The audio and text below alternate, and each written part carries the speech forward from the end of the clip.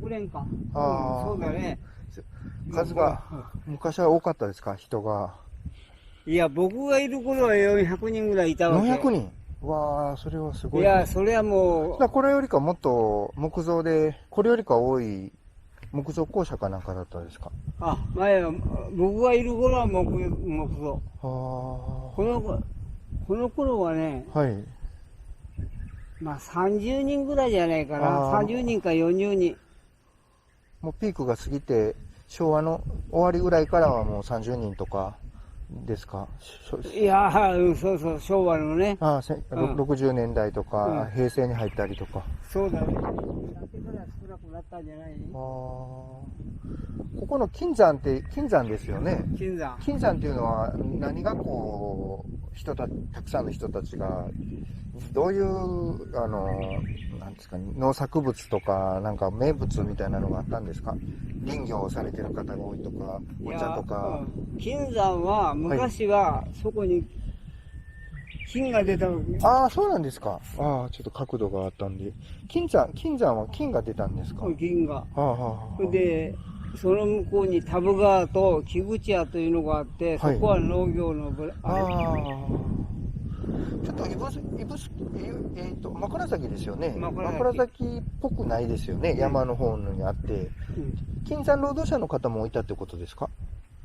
ではなく、なんかその、400人もいたということは、何かこう、稼げる仕事があって集まってきたのかなと思います昔、そうだね。やっぱり集落に人が集まるってことは、何かこう、大きな、みんなで協力する稼ぎのようなものが存在したんだなと思うんですけど。まあ、昭和の30年、40年頃は、はい。タバコとか、タバコの葉ですか。みかんとか、みかんも大丈夫ですか。そういうのを作っていたわけよね。風が結構吹きますこちらは。なんか、お茶葉とか結構。お茶ね。ですよね。ちょっと上に行くと、はい。お茶畑ばっかしだよ。そうですか。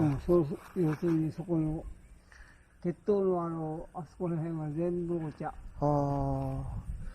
金山集落の近くはどこか近い集落またあるんですか？金山に近い、よく交流があったとことか。やっぱ金山は金山だけで。そうだね。急にやっぱり平成とかに入ってから急に人がポンポンポンって減った感じですか？もうすごい勢いで減っていって。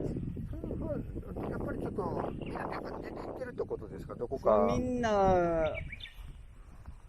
一番多いのは大阪かな。大阪ですか。東京。